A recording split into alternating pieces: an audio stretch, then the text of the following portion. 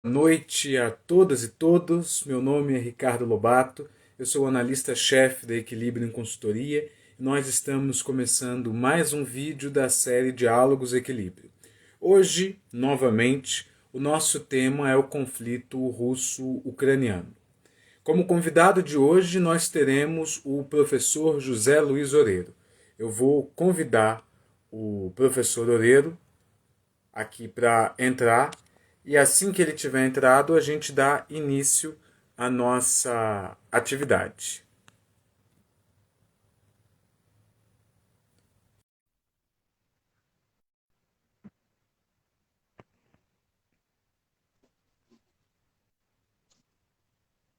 Professor Oreiro? Oi, peraí. Tem que ser o contrário, não. Isso. Não, eu já sei como é que eu falo. Pronto, agora sim. Pronto. Professor, boa noite, satisfação em ter o senhor novamente com a gente. Boa noite, Ricardo. Boa noite a todos e todas que estiverem nos escutando agora. Obrigado. Antes da gente começar propriamente com os questionamentos que a gente vem levantando e o nosso bate-papo de hoje, eu vou proceder primeiro com a leitura do currículo do professor, explicar o que são propriamente os diálogos e como que vai funcionar a nossa dinâmica hoje. Professor José Luiz Oreiro, ele é associado nível 3 do Departamento de Economia da UNB, FACE UNB, professor do doutorado em Integração Econômica da Universidade do País Basco e pesquisador nível 1 do CNPq. Professor Oreiro tem inúmeros artigos, constantemente tem sido consultado por diversos veículos de reportagem sobre a situação econômica brasileira e também mundial, e tem também alguns livros escritos. Professor, novamente é uma satisfação ter o senhor aqui. Como todos sabem, para aqueles que estão chegando agora, os diálogos eles são um espaço de fala livre, não necessariamente a opinião dos nossos entrevistados representam a visão do equilíbrio, mas gostamos sempre de enfatizar que nós fazemos parte de um ambiente de pluralidade. Nós incentivamos pessoas de diversos públicos, diversas opiniões, diversas origens, a falarem abertamente sobre aqueles temas pela qual elas são consideradas especialistas, como é o caso do professor Oreiro, que vai trazer uma análise econômica para a gente, mas que não tem como não enveredar para a política, para a sociedade e para a geopolítica como um todo, transcorridos mais de 100 dias do conflito russo-ucraniano, 3 meses, fazendo 4 agora no dia 24 de junho. Professor, então eu quero começar apresentando para o senhor uma questão, um ponto que a gente já via, né, é importante falar para aqueles que não sabem, que logo no início do conflito, nós fizemos uma outra live, essa de hoje é um intuito de recapitular o que já foi falado, medir tudo que nós havíamos batido, os pontos no nosso último evento, e também foi feito um evento no COFECOM. Ambos os eventos estão disponíveis aqui no canal do Equilíbrio. Aproveito para fazer o convite. Quem ainda não se inscreveu, pode clicar aqui em cima e se inscrever no nosso canal. Mas então, começando com os nossos questionamentos mesmo. Uma questão, um ponto que a gente já havia batido, mas que eu acho que é bom a gente começar por isso. O reconcerto de poder na Europa. Muita gente tem perguntado: quando o conflito acabar, o que vai acontecer, a própria reconstrução da Ucrânia, ou então o que muda a partir de Ixi. agora? E eu acredito que não é exatamente o que muda, mas é o que já mudou e como que funciona essa nova realidade que o mundo tem que lidar a partir do conflito russo-ucraniano. Eu queria que o senhor começasse deixando um comentário sobre esse novo mundo em que nós já vivemos, por favor. Então, Ricardo, na verdade, esse mundo já existia. Quer dizer, é, a ascensão da China, né, como grande potência econômica mundial, que ficou bem clara nos anos 2000 e mais clara ainda depois da crise financeira internacional, já tinha mostrado que aquela era da hegemonia norte-americana, né, que se inicia com a queda do Muro de Berlim e o colapso da União Soviética, né, aquela super hegemonia em que os Estados Unidos, na verdade, é a única superpotência do mundo, na verdade, isso já tinha acabado. Tá? Mas os Estados Unidos ainda exerceram uma liderança, em parte considerável do mundo, né? De maneira não muito benigna, por assim dizer. Quer dizer, nós tivemos aí a questão, quer dizer, primeiro a guerra do Iraque, né? Eu quero só relembrar esses fatos, quer dizer, porque na questão do conflito da Rússia e da Ucrânia, quer dizer, a gente viu aqui no Brasil, né, quando começou o conflito, que basicamente a imprensa brasileira inteira, né, saiu apoiando a Ucrânia e contra a Rússia com base no julgamento moral. Bom, dizendo, não, mas a Rússia fez uma agressão internacional. Fez. Né? Ela fez uma agressão internacional. Não há nenhuma dúvida que ela fez. Ela violou o direito internacional mais básico que existe, né? Que é a soberania de um país. Agora, os Estados Unidos fizeram isso também no Iraque. E o que aconteceu? A justificativa, que o Iraque tem armas de destruição de massa. Bom, até hoje a gente está procurando as armas de destruição de massa que ninguém encontrou. Né? Bom, também a Síria foi bombardeada. Com base em quê? Em que direito internacional os Estados Unidos, o Reino Unido e a França poderiam atacar um país soberano como a Síria? Não, mas que o governo deles não é uma democracia. Bom, a Arábia Saudita também não é.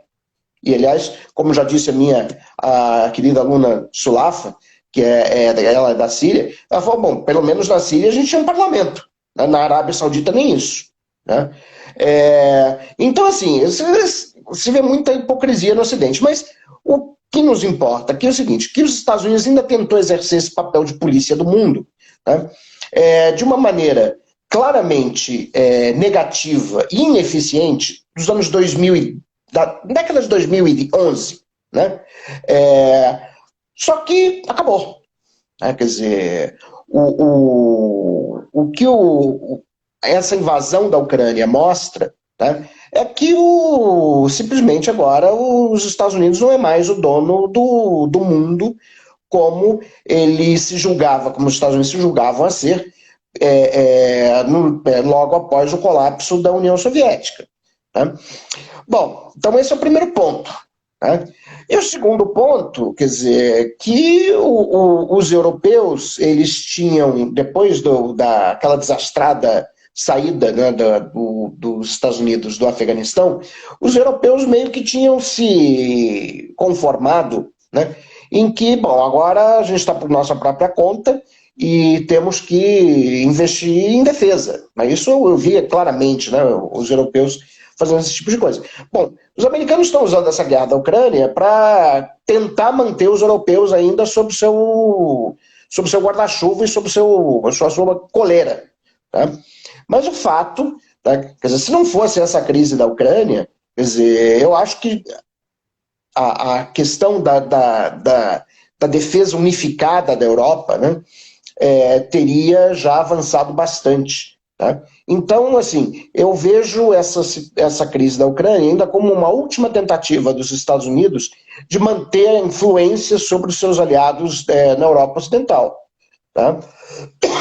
Mas isso, assim, claramente essa situação da Ucrânia não é do interesse, melhor dizendo, o prolongamento do conflito na Ucrânia não é do interesse da União Europeia. Tá? Por quê? Bom, primeiro, como você sabe, enorme dependência da Alemanha com respeito à importação de gás e de petróleo da Rússia, mas principalmente de gás, né? E com esse conflito na Ucrânia, o que nós vimos foi o preço do gás e do petróleo no mercado internacional escalarem patamares que não foram vistos nos últimos 10 anos.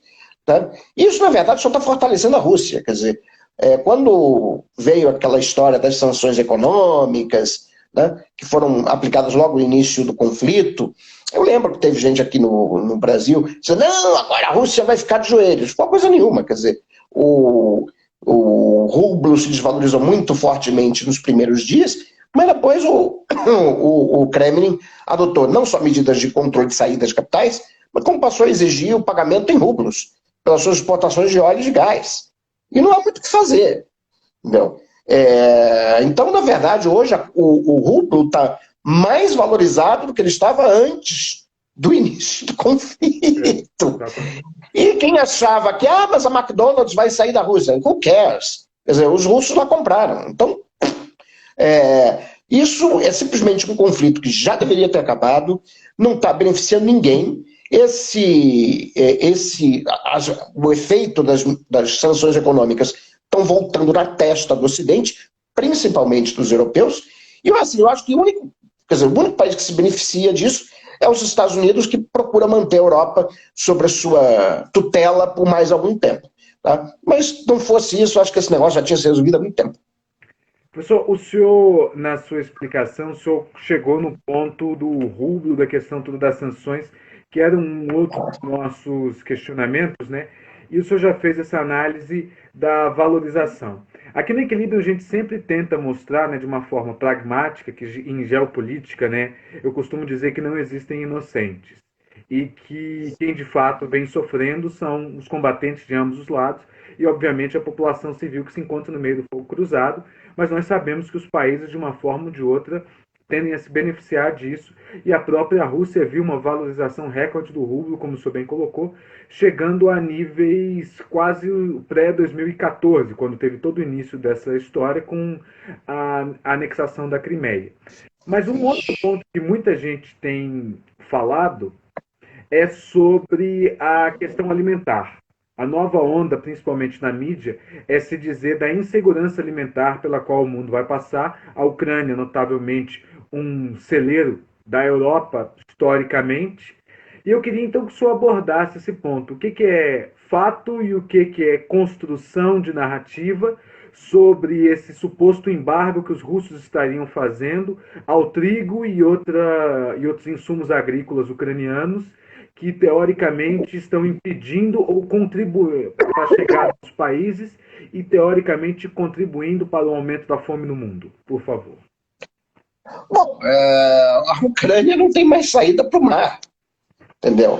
E simplesmente o Mar Negro está fechado, a Marinha da Rússia controla as águas na proximidade do litoral ucraniano.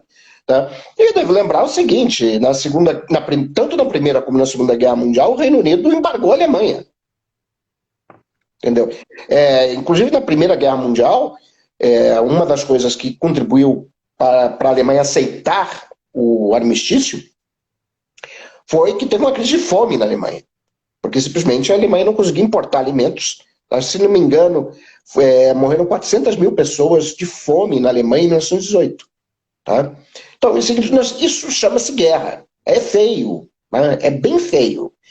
Né? Então, assim, mas isso está contribuindo para o conflito na Ucrânia, para a fome no mundo. Bom, mas então resolve o conflito. Quer dizer, vão fazer o quê? Você tem duas opções. Ou você resolve o conflito ou você entra em guerra com a Rússia. Tá? Só lembrando que os russos têm armas nucleares. Tá? Então, pragmaticamente é isso.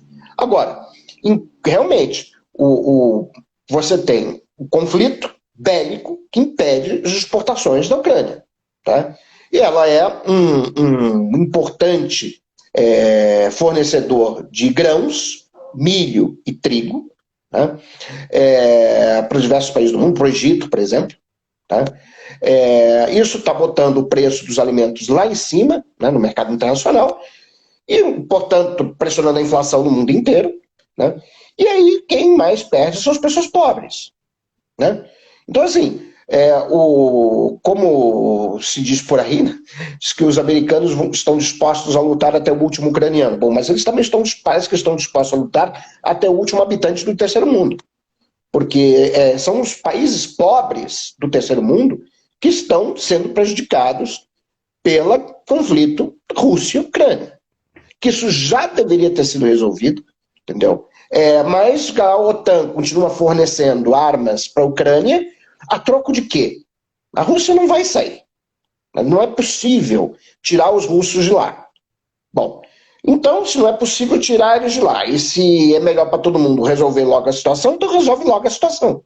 Agora, ficar prolongando esse conflito na Ucrânia é o que está levando a inflação no mundo inteiro. Eu vi hoje no Reino Unido a maior inflação nos últimos 40 anos, acumulada em maio, né, de 2022, quase 10%, 9 alguma coisa por cento em 12 meses. Tá? Quer dizer, isso está levando ao aumento de custos de rolagem das dívidas públicas, porque a taxa de juros está subindo.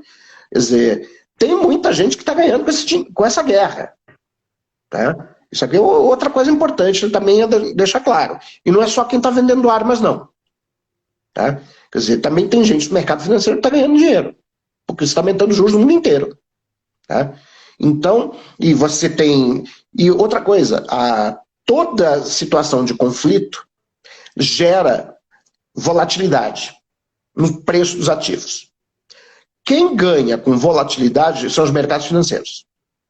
Esse pessoal pode ter certeza que estão ganhando rios de dinheiro com esse conflito. Não estou dizendo, não é uma teoria da conspiração dizendo que estão manipulando por trás os governos da Rússia e da Ucrânia, não é nada disso. Só estou dizendo que eles estão muito bem.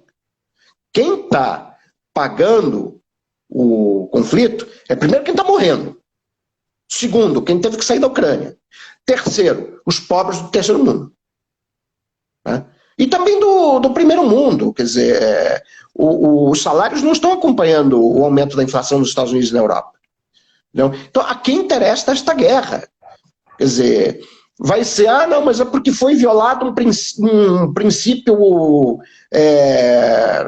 nacional. Bom, mas nós fizemos isso várias vezes já. Aliás, fizemos não. Os Estados Unidos fez. Os Estados Unidos fez, o Reino Unido fez, a França fez. E continuam fazendo em outras partes do mundo que ninguém está dando bola. Entendeu? Então, assim, vamos ficar agora discutindo quem é o menos errado. Quem é o menos errado, estão todos errados. Então, assim, vamos acabar logo com essa guerra, entendeu? Porque é melhor para todo mundo. O senhor, Paulo, o senhor trouxe 2 pontos que eu quero explorar aqui. O primeiro é sobre a inflação e o segundo é quando o senhor fala os pobres do terceiro mundo, e eu vou contextualizar esses dois. Eu queria então que o senhor falasse um pouco, né? Tem uma frase exata, foi dita ontem, que é a frase do Jerome Powell, presidente do Federal Reserve dos Estados Unidos, em que ele fala que talvez os Estados Unidos, ou eles próprios, o Fed como autoridade econômica, tenha ignorado por tempo demais a inflação. E isso é uma das justificativas para o continuado aumento de juros, que já foi dado o indicativo que ele vai continuar, se não escalonar. Esse é o primeiro ponto que eu queria que o senhor comentasse. O segundo, e aqui eu já dou a deixa também, é quando o senhor fala dos pobres do terceiro mundo, que recentemente o presidente Putin teve um encontro com diversos presidentes da União Africana em Moscou e garantiu o subsídio de alimentos e de outros insumos essenciais para a continuação, não somente das sociedades, mas também das economias desses países. A gente já tem visto um movimento, já não é de hoje, da Rússia e também da China, que o senhor colocou no início da fala, no terceiro mundo. Então, muitos desses países eles têm uma visão de Rússia e China como sendo melhores do que Estados Unidos e demais potências europeias, né, como os antigos imperialistas ou colonizadores. Então eu queria que o senhor primeiro falasse um pouco dessa inflação no mundo, como é que isso vai continuar aumentando, e não apenas por conta da guerra, mas os seus efeitos nesses pobres do primeiro mundo, e também sobre esse rearranjo na periferia do sistema, para usar um vocabulário da Guerra Fria. Por favor. Então, a inflação, na verdade, esse fenômeno da aceleração da inflação, ele vem desde o início de 2021. Quer dizer, o que acontece? Quando você começa a reabrir as economias, né, depois da pandemia quer dizer, a pandemia não passou, mas quando você começa a reabrir as economias, né, com a vacinação, né, e não só a reabertura das economias, mas os enormes pacotes de estímulo fiscal que foram feitos nos Estados Unidos, que foram feitos no Reino Unido, foram feitos na área do euro, né? Então você tem uma rápida retomada do nível de atividade econômica. Né? Então a demanda, né, por insumos aumenta muito no mundo inteiro. Só que o Covid ele fez uma devastação do ponto de vista das cadeias de suprimento. né? E de quando em quando, a China, que tem a sua política de Covid zero, quando dá um surto de Covid em algumas grandes cidades chinesas, simplesmente tranca todo mundo em casa e a cidade fica 20 dias sem ninguém sair na rua. Significa que, por exemplo, os portos chineses, de quando em quando, fecham, né? E aí você tem um acúmulo de containers que não foram transportados e tem engarrafamento de navios nos portos e simplesmente você tem um gargalo. Você tem um gargalo de logística a nível mundial que afetou as cadeias mundiais de suprimento, né? Essa é a lógica da globalização, né, que vem lá desde os anos 90, a ideia do outsourcing, né? Então, uma empresa multinacional, por exemplo, a Nike, tá? Ela não produz os tênis apenas em um lugar, quer dizer, ela produz não sei o que num país, não sei mais o que no outro país, e o design nos Estados Unidos, e por aí vai. Então você tem toda uma cadeia de suprimentos que é pensada do ponto de vista de redução de custo, né? E não do ponto de vista de resiliência a um choque, como aconteceu agora com a Covid, tá? Bom, mas isso tudo veio como um castelo de cartas abaixo com a Covid. O fato é que você ficou com essa situação de gargalo, né, nas cadeias de suprimentos. Bom, mas isso ia se resolver. Aí veio a guerra da Ucrânia. Aí realmente a coisa complicou, porque com a guerra da Ucrânia, aí isso afetou o preço do petróleo. Isso, na verdade, já vinha desde dezembro do ano passado, né? Que o Putin já estava fazendo exercícios durante 2 meses e tal. Então você já vinha subindo o preço do petróleo, o preço dos alimentos, etc, etc. Mas com a guerra da Ucrânia, isso aí disparou, tá? Então, você tem a Rússia é um enorme exportador de gás e de petróleo para a União Europeia. A Rússia e a Ucrânia são enormes exportadores de grãos e a Rússia é um enorme exportador de fertilizantes. Quer dizer, com as sanções econômicas, a parte das exportações russas de óleo e gás não puderam ser feitas. Se bem gás eles continuaram, porque os europeus também não são tão idiotas, né? Mas caiu as exportações de fertilizantes, etc. Bom, tudo isso está se refletindo em aumento dos preços de alimentos e energia, né? Por isso que a inflação está tão alta. Não tem nada a ver com, não, foi porque a gente disse, não, os bolsominions aqui ficam dizendo, não, foi por causa da política do fica em casa, que depois a gente vê. Não, foi nada disso, né? Isso está relacionado com os efeitos da Covid sobre as cadeias mundiais de suprimento, né? E isso quer dizer, o fato é que a globalização, ela sempre focou na questão da eficiência econômica e não da resiliência a um choque, ok? Isso sempre foi o aspecto central. Não importa, eu me lembro aqui no Brasil, nos anos 90, para que a gente vai produzir isso aqui? Esse negócio de empresa estratégica não existe, a gente importa. Bom, estamos vendo aí que não dá para importar, certo? Como seria bom se a gente fosse autossuficiente em fertilizante, em derivados do petróleo, etc, etc. Tudo isso a gente está vendo agora, tá? Mas se ignorou solenemente toda essa discussão durante os anos gloriosos da globalização, tá? Nunca se prestou atenção na questão da resiliência das cadeias de suprimentos. Ou seja, bom, e se alguém aqui entrar em guerra? Por exemplo, que foi o que aconteceu. Isso era, então, não, mas ninguém vai entrar em guerra. Bom, entraram. Mas se tiver, ninguém pensava que podia ter uma pandemia, né? Bom, mas teve a gripe espanhola em 1918. Não foi nem tão longe assim, tá? Então, assim, a globalização foi construída sobre essa premissa de que o mercado resolve todos os problemas. Nós vimos que não, tá? Bom, aí, além disso, quer dizer, teve essa questão da Covid e teve a questão da guerra. Então isso botou o preço dos alimentos e da energia lá em cima, por isso que os países desenvolvidos e os países em desenvolvimento estão enfrentando inflação recorde, né? Agora, tem alguns países que têm saído bem. Por exemplo, a China aproveitou, né? Quer dizer, a crise é às vezes sinônimo de oportunidade, né? Então a crise, a China resolveu parar de comprar petróleo da Arábia Saudita, está comprando o seu petróleo todo da Rússia e pediu desconto de 30%. pagamento em cash. Aí o que acontece? Você vai ver a inflação na China lá como é que está. Está muito mais baixa. Eles precisaram levar a taxa de juros? Não precisaram. Entendeu? Porque esse tipo de... A Índia, né? A Índia está fazendo retenção de exportação de alimentos. Por quê? Porque não é só que as pessoas têm medo que vai ter fome. Não se trata disso. É justamente você impede a exportação de alimentos para reduzir a inflação doméstica de alimentos. Esse é o ponto. Esse é o ponto. Né?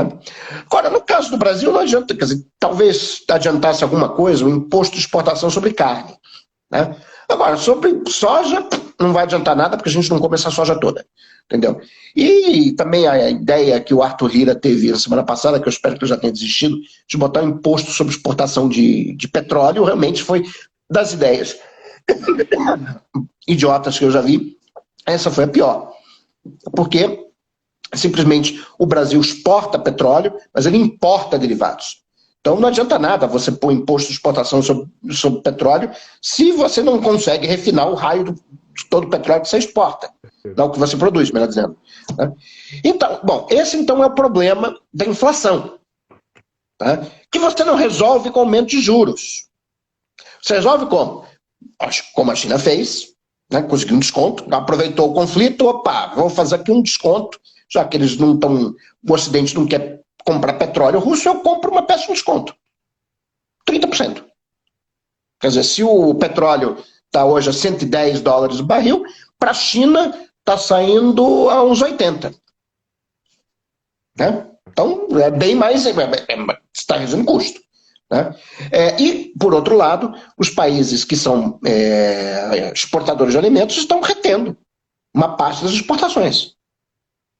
Bom, quem que se lasca nessa história toda? É quem foi importador de alimento. País pobre, importador de alimento. Esse se lascou. Entendeu? Então, são os países da África, né? Também tem países da América Latina. A gente também se lasca, porque o Brasil importa trigo. Né? Então, o preço do trigo está lá em cima. A inflação brasileira vai lá para cima. Né? Somos importadores de derivados de petróleo. O que acontece? Não adianta o presidente da República dar chilique, né? Porque, como você tem que importar petróleo, como é que você vai importar 10... Assim, o diesel na Europa está 12 euros o litro. 12 euros. Desculpe, 12 reais o litro.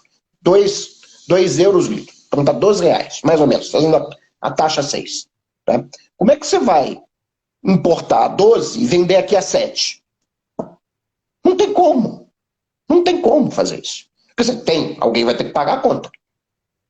Mas o governo não simplesmente não diz. Não, ele finge que não vê isso. Né? Então, quer dizer, tem maneiras de se lidar com essa inflação, mas que não é subindo juros. Subindo juros, você só torna o custo da rolagem da dívida pública mais alto. E esse é um custo que vai ter que ser pago lá na frente. De alguma maneira. Né? Bom, é isso. Acho que Bom, e a questão dos pobres do terceiro mundo é justamente essa. Quer dizer, com o preço da energia e o preço dos alimentos lá em cima, a inflação de alimentos e energia lá em cima, a renda real é corroída pela inflação. E o fato é que você está aumentando, sim, a pobreza e a fome no mundo. Mas não é porque falta alimento. Não é porque falta. É porque os preços subiram e isso atinge mais fortemente os pobres. Né? Esses que não estão tendo dinheiro para comprar alimentos. Né? Como é que você pode resolver isso? Bom, primeiro, acabando com o conflito. Essa seria a solução mais... Mas como a gente ainda acha que vai demorar um pouco, então os governos é que têm que dar algum tipo de suplemento de renda, né, para as pessoas mais pobres não passarem fome. Quer dizer, isso é o básico, né, que deveria ser feito. Professor, nessa explicação do senhor, e essa vai ser a nossa última pergunta antes de eu acolher as perguntas do público, o senhor destacou 3 elementos principais ao longo da fala. Primeiro é a questão da energia, isso move todas as nações. Segundo é a questão da globalização. E o terceiro é dos países que são autoindependentes ou então ou então, perdão, que são independentes, que conseguem se autossustentar, ou então que têm uma política doméstica muito forte. A gente percebeu já antes do conflito, ainda no auge da pandemia, diversas economias, dá um caso fáctil aqui, como a francesa, onde o presidente Macron ele começou com uma série de medidas no intuito de tornar a França mais independente, de trazer de volta essa indústria. A gente fala hoje de energia na França, ao contrário da Alemanha, altamente dependente da energia russa. A França não apenas tem sua matriz energética muito na área nuclear, mas é independente disso, como anunciou que vai construir ainda mais usinas. Então a gente tem isso de um lado. Do outro, a gente tem países como o nosso, que enquanto o mundo inteiro discute a segurança energética, passa-se por um processo de privatização no intuito de, entre aspas, manter o preço dos combustíveis baixos e o amanhã se pensa depois. Então eu queria que o senhor colocasse aqui assim, porque quando trazendo agora de fato o elemento da globalização, né, já que o intuito todo aqui é de geopolítica. O professor da Universidade de Oxford, historiador David Priestland, que ele estuda os grandes sistemas do século XX, ele tem uma teoria de que o neoliberalismo ele foi necessário para derrotar. Ele é um crítico do neoliberalismo, mas ele fala que quando foi adotado foi necessário para derrotar o socialismo e depois, eventualmente, ele derrotaria a si mesmo. E esse seria não exatamente o fim, mas um recuo na globalização. Então, diante de tudo isso, o senhor concorda com essa afirmação e o senhor acha que a gente vai ver países mais autossuficientes daqui para frente? Então, Ricardo, olha só, quem derrotou o socialismo soviético não foi o neoliberalismo. Quer dizer, quem derrotou o socialismo soviético foi em primeiro lugar, o Plano Marshall, tá? E, em segundo lugar, a social-democracia. Quer dizer, quem conteve as patas dos soviéticos na Europa, né, foi o desenvolvimento, notável desenvolvimento econômico da Europa Ocidental nos anos 50 e 60. Se não fosse isso, devo lembrar que é o seguinte, a França e a Itália tiveram assim, ó, muito perto de ter não uma revolução socialista, de chegarem os comunistas ao poder pela via democrática, pelo voto. Tá? Então, tiveram muito, faltou isso. Tá? Isso no final dos anos 40. Foi aí que os Estados Unidos, opa, peraí, então vamos financiar a reconstrução da Europa e a reindustrialização da Europa. O que os Estados Unidos financiou com o Plano Marshall foi a reindustrialização da Europa destruída pela Segunda Guerra Mundial. Como financiar a reindustrialização do Japão. Como financiar a industrialização da Coreia do Sul. Quer dizer, você vê que em todos os locais que os Estados Unidos precisavam conter os soviéticos, foi exatamente essa estratégia que eles fizeram. Foi do desenvolvimentismo. Foi o desenvolvimentismo social-democrata, né, que barrou os soviéticos. Não foi o neoliberalismo. Quando o neoliberalismo surgiu, a União Soviética estava condenada. Né? O sistema econômico da planificação centralizada já não dava mais vigor de crescimento à antiga União Soviética. Tá? Então, eu acho que é o seguinte, teve muito mais importância a corrida armamentista feita pelo Ronald Reagan, durante os seus 2 mandatos, para acelerar a decadência da União Soviética, do que propriamente o neoliberalismo. Né? Eu diria o seguinte, se o sistema socialista aguentasse mais uns anos, é provável que o neoliberalismo tivesse que retroceder. Tá? Mas pelo contrário, é o colapso da União Soviética que dá sobrevida ao neoliberalismo. Porque a partir de 89 caiu o Muro de Berlim, 91 caiu a União Soviética. O pessoal diz, ganhamos. Ganhamos. Ou seja, a ideologia vitoriosa é a do livre mercado, não pode ter Estado, não sei o que, não sei o que. Mas aí, qual foi o contraponto? Foi a China. A China notou, nem a China, nem a Coreia do Sul, aliás, nenhum país asiático adotou os princípios do neoliberalismo. Quem notou? Nós, na América Latina. Eles cresceram, a gente se ferrou. É tão simples quanto isso. É tão simples quanto isso. Né? E, bom, E o qual vai ser o destino? Eu acho que o neoliberalismo está condenado. Quer dizer, é lógico que você vai ter ainda o discurso do mercado, etc., porque continuam sendo economias capitalistas. Quer dizer, ninguém está defendendo o retorno ao planejamento, ao planejamento centralizado, estilo da União Soviética. Né? Mas o pessoal viu, opa, peraí, o mercado não resolve. O mercado não resolve. Tá? E a gente viu que, olha, esse negócio, vamos deixar que a alocação de recursos seja decidida pelo mercado, que então vai ser mais eficiente, etc. Aí tem um negócio como o Covid, você faz o quê? Aí tem uma guerra na Ucrânia, você faz o quê? Não podemos intervir. Assim, dá de chorar, vendo os liberais brasileiros falarem. Não, nós não podemos intervir no preço dos alimentos, porque, meu filho, qual o problema de você ter um estoque regulador? Simplesmente é o seguinte, a ideia do estoque regulador é que você compra os alimentos quando tem excesso de oferta, tem safra boa, né, que isso impede a queda ou pelo menos a queda muito acentuada da renda dos agricultores, né, no período de safra muito boa, e depois você vende quando tiver quebra de safra. Então, com isso, se estabiliza os preços agrícolas, né?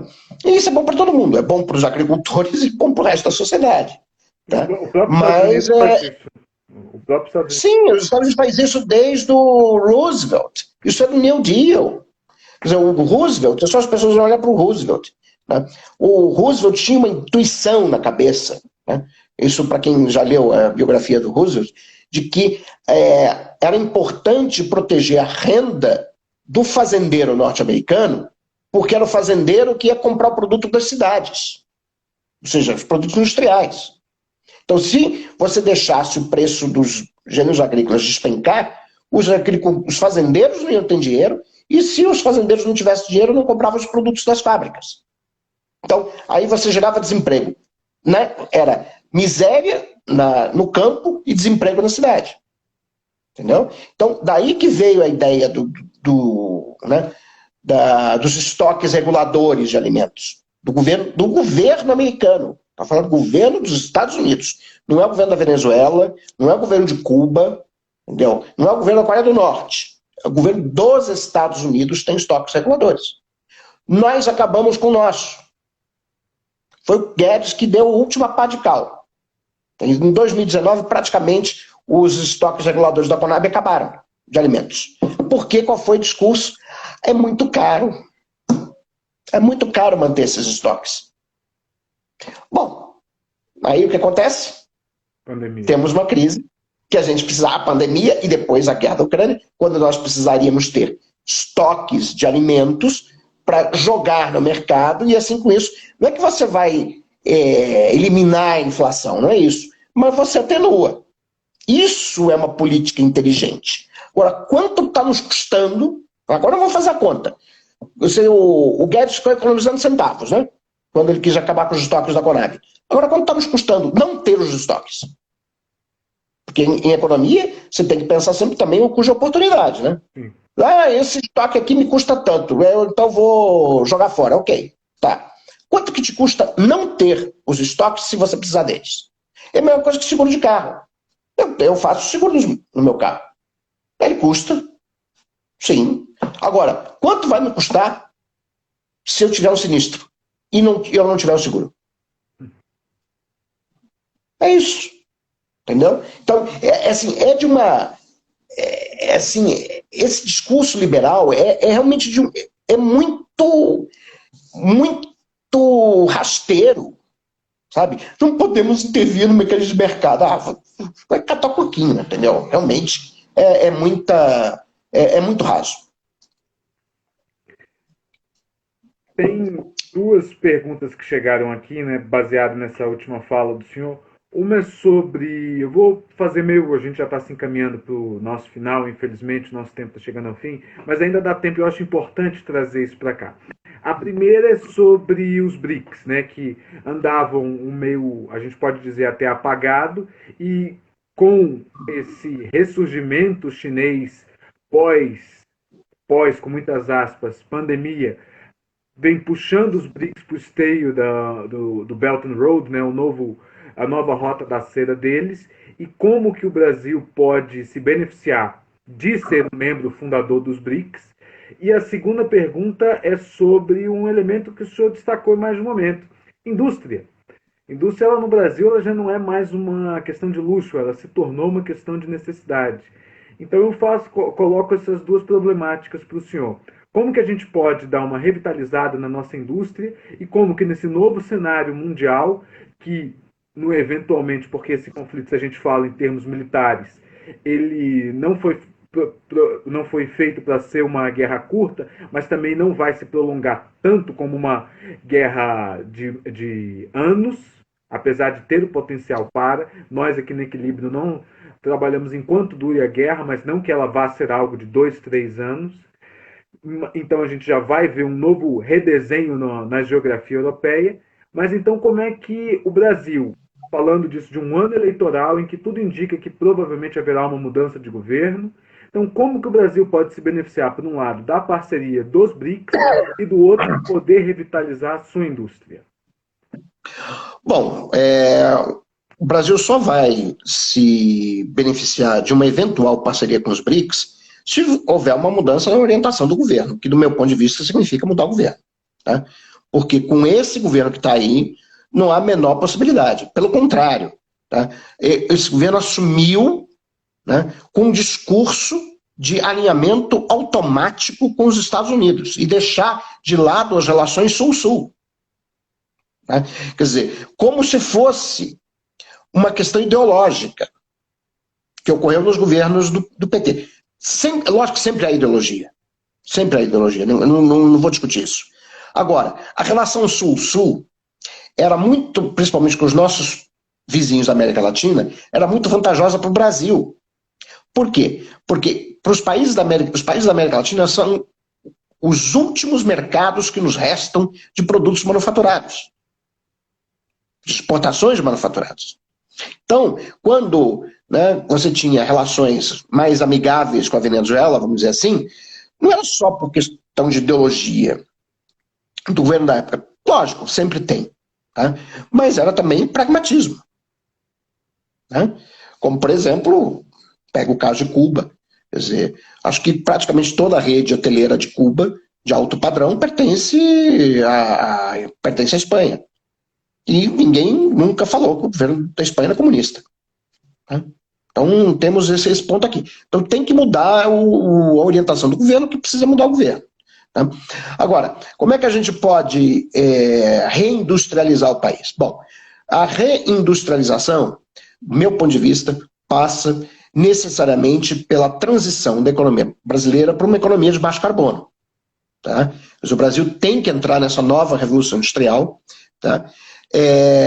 E aí eu acho que uma parceria com a China pode ser interessante, com a Índia pode ser interessante, entendeu? Mas a gente precisa fundamentalmente disso. E assim, eu não vejo esses países, a China ou a Índia, como importantes do ponto de vista de financiamento. Eles vão financiar o nosso desenvolvimento. Assim, toda vez que a América Latina veio com essa história de outros financiar o seu desenvolvimento, sempre se lascou. Tá? Então, o financiamento, o desenvolvimento é financiado em casa. Tá? Ele é doméstico e é financiado com recursos domésticos. Tá? Mas eu acho que é importante você ter mais mercados. Tá? Quer dizer, o Brasil pode abrir mercados de exportação de produtos manufaturados, não tanto para a China a gente não consegue competir, mas para a Índia, por exemplo. A Índia tem quase a mesma população da China. Tá? São 1 bilhão e 300 milhões de indianos. Por que não fazer uma cooperação com a Índia, com a própria Rússia? Né? Quer dizer, em termos, quer dizer, o presidente Bolsonaro foi à Rússia pouco antes de eclodir o conflito e saiu de lá sem nenhum acordo comercial assinado. Quer dizer, deveria ter trazido por debaixo do braço um acordo de compra de fertilizantes a preço mais baixo. Por exemplo. Tá? Quer dizer, a gente precisa voltar a ser pragmáticos nas nossas relações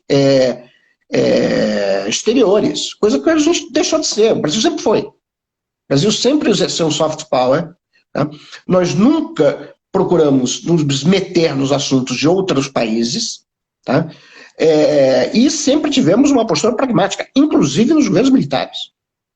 Lembrando que Angra 1 e Angra 2 foi feita pelo governo do general Geisel com tecnologia e financiamento alemão, porque os Estados Unidos não quiseram nos fornecer. E o Brasil foi durante o governo militar, foi um dos primeiros a reconhecer, por exemplo, a independência de Angola e Moçambique, que se tornaram independentes de Portugal e basicamente por movimentos de cunho socialista. Entendeu? Então, assim, eu acho que a gente tem que mudar completamente a nossa orientação de política exterior. Senão não tem como a gente se beneficiar desse realinhamento, que não significa, que não é ideológico, é simplesmente uma questão pragmática, saber o seguinte, quais são os interesses do Brasil, com quem nós podemos nos alinhar, em que momento, em cada situação específica. É assim que você tem que pensar a política política diplomática brasileira. Perfeito.